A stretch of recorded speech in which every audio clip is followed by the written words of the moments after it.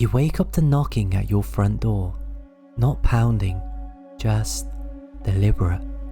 3 slow knocks, a pause, 3 more.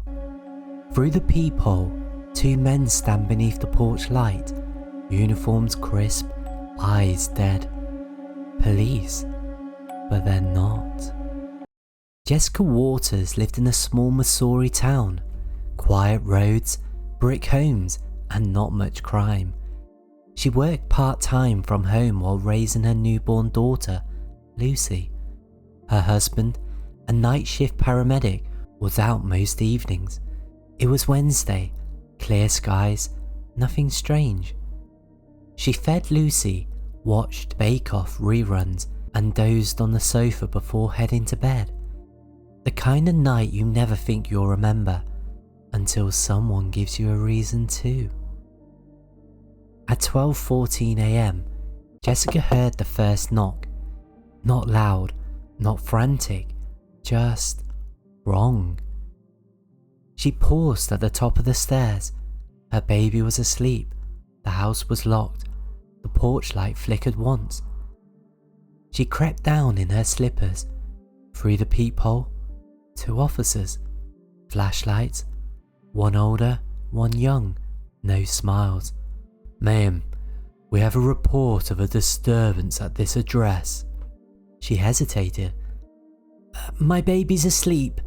I didn't call anyone." "We just need to step inside, make sure everyone's safe." Her gut twisted. No radio chatter, no squad car outside, no badges, just black vests.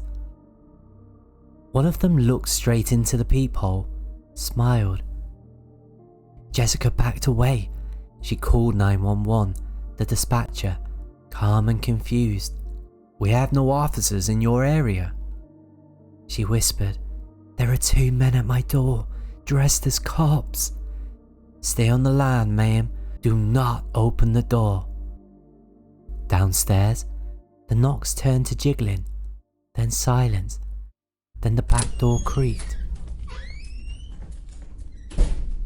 Jessica grabbed Lucy from her crib. The baby stirred, crying now. She locked herself in the bathroom, heart pounding. She heard whispering outside, male voices. "Go in and grab her. Get the kid, leave the mum." She held her breath. One of them laughed. It didn't sound sane. She could hear them in the kitchen, rummaging. A drawer slams.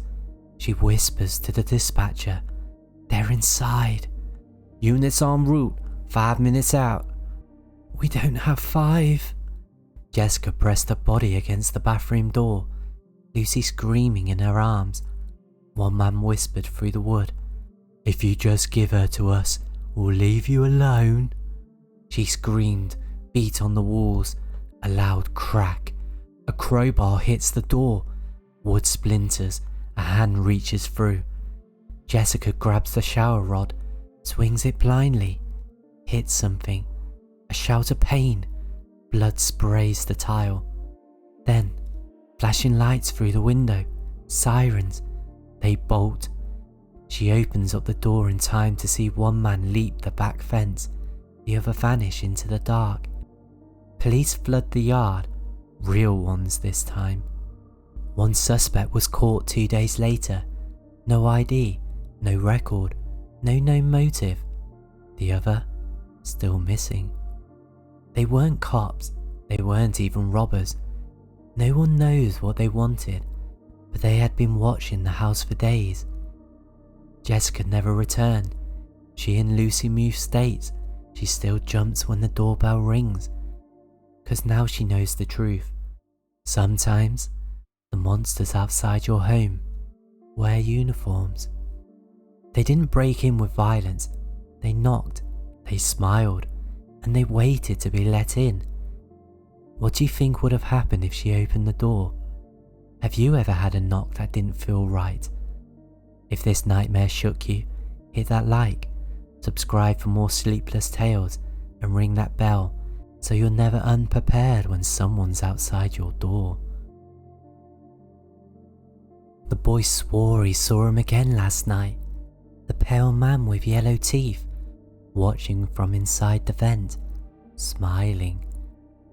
But when his mum checked, the crawl space was empty.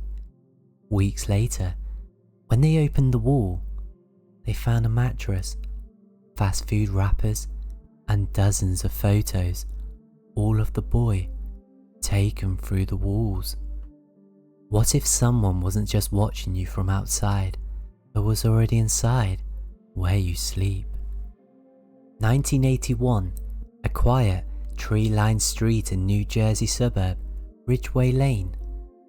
9-year-old Danny Barber lived with his mum, Ellen, a 2-story colonial home, cream siding, red shutters, a tire swing out front that squeaked when the wind blew. Ellen worked late shifts at the hospital. Danny was quiet, thoughtful. He kept to himself, loved Spider-Man comics, pop-up books, his golden retriever Buster. After the divorce, Ellen bought the house cheap at auction. It needed work, old plumbing, drafty floors, but she wanted a fresh start. Nothing seemed unusual, until it did. It began subtly. One night, Danny told her, "I think there's someone living in the vents." She smiled. "You mean like the Teenage Mutant Ninja Turtles?" But he was serious. He heard breathing from behind his bedroom wall. Ellen blamed it on the wind in the ductwork. She told him not to worry. But then, he started sleeping with the light on. And one morning, she found Buster, his dog, staring at the heating grate, growling. No bark, just this low, trembling growl, like he knew someone was there. Over the next 2 weeks, the signs grew. Danny said he heard whispering, in his closet, under the bed, from inside the wall. He drew pictures, crude sketches of a man with sharp teeth and hollow eyes, crouching in the corners, watching. Ellen began to worry. She considered therapy.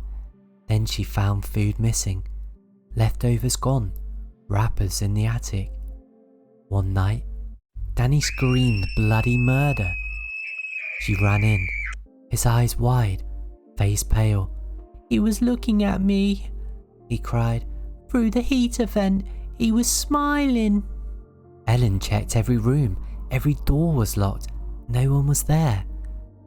But when she opened the crawl space, the hatch creaked, dust swirled, and something scuttled in the dark. She froze. A sour, human stench filled her nose. She told herself it was raccoons. She nailed the hatch shut. Days passed. Then Ellen noticed something new. Behind the coat closet, the wallpaper was peeling. When she touched it, it flexed like a false wall. Behind it, plaster creaked, and there, smeared in the wood, was a palm print, too large to be Danny's. That night, she heard a bang. Ellen ran to Danny's room. The vent grate had been ripped off. Danny was gone. The window was locked, no signs of forced entry. She screamed, tore open the crawl space hatch. Nothing. But then, she saw it. A narrow slit in the wall behind Danny's closet, a hidden gap. She grabbed a hammer, tore at the drywall, nails flying, paint dust choking the air. And inside, a space no bigger than a coffin, a mattress, rotted food, stolen toys, and pinned to the wall, dozens of Polaroids, all of Danny, sleeping, changing clothes, on the toilet. And beneath them, a note, "My boy, my boy, my boy." Police found Danny inside the attic, drugged but unharmed. The man, he was a local drifter who had snuck in through the cellar weeks ago. He'd lived inside their walls, watching, listening, waiting. He'd installed makeshift vents to move around undetected, wore soft shoes, ate their food. He said he loved the boy like a son. They found a knife under his mattress, a bottle of chloroform. He planned to take Danny soon. Ellen sold the house within days. Danny never slept in a room without windows again. Sometimes, late at night, he still hears breathing behind the wall. He presses his ear to the drywall and listens, just in case. We imagine danger as something out there, on the streets, beyond the door, but the truth, sometimes it's already inside. The only question is, how long has it been watching? Have you ever heard something behind your wall and just ignored it? If this story made your skin crawl, like, subscribe and click that bell, because these Brighty nightmares are far from over. The first time she saw him, he was standing outside the living room window. No one else saw, no footprints, no shadow, just her. But the next night, her daughter pointed and said, "Mummy, he's back, the man with the black eyes." And when the police finally searched the basement, they found handprints on the inside of the walls. What if the thing watching you from outside didn't need to break in? What if it was already a part of your home?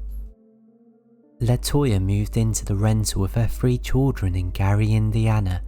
Small house, nothing fancy, beige carpet, peeling wallpaper, a basement that always smelled wet, even when it hadn't rained. She took it because it was affordable, close to her mum's, near the kids' school, and for a few days it was fine.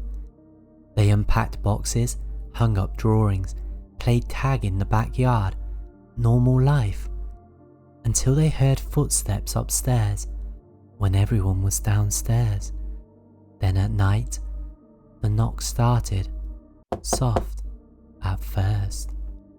It began with footsteps overhead. LaToya assumed it was just the old house settling.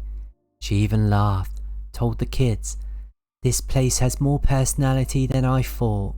Then her daughter saw something outside. "There's a man in the tree," she whispered. "He's looking in." LaToya ran to the window. Nothing. Branches still. But the next night, her youngest son started screaming. Said someone was walking in the hallway. Heavy steps, breathing, then giggling. Not childlike, something broken. LaToya searched every room, nothing. Then she heard her daughter whisper from the kitchen, "He's in the basement now." LaToya locked the basement door, and that night, something pounded on it from the other side. 3 knocks, a pause, 3 more. The next morning, the door was open, and the smell, like rotting meat and pennies, flooded the hallway. She called her mum, who brought over 2 bottles of olive oil and a Bible. They prayed. They tried to bless the doors. That's when things got worse. Her daughter began speaking to someone no one else could see. Someone she called the tall man. She described him in detail. Grey skin, no lips, long fingers, black eyes. He stood outside the windows, but he didn't knock. He just waited.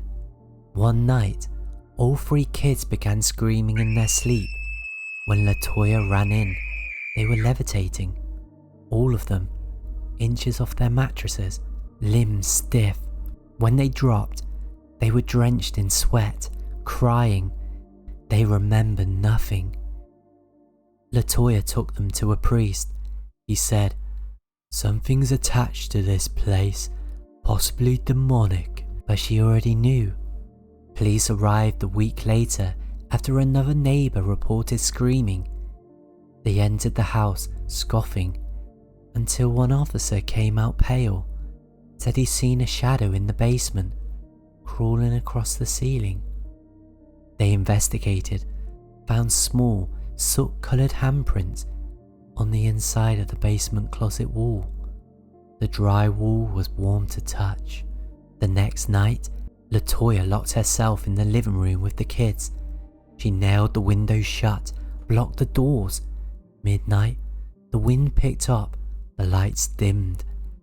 The living room grew colder, freezing, ice breath on lips. Then came the scratching, not on the door, from inside the walls. One knock, then a voice. "Let me in. Let me in." A hand burst through the drywall, black, clawed, reaching. The kids screamed. LaToya grabbed them, kicked open the front door and ran into the street screaming. A neighbour called 911. A neighbour called 911. By the time the police arrived, the wall was normal again. No hole, no blood, nothing. Just scratch marks, long, deep, human height. LaToya moved out that week. The landlord shrugged. She left everything behind. A team of priests eventually declared the house spiritually compromised. The new tenants lasted 3 nights. Neighbours say no one stays more than a month, because at night, a figure still paces outside the living room window, and sometimes, just sometimes, the house talks back. We like to believe that our home is safe, that if we lock the doors and close the windows, we can keep the darkness out.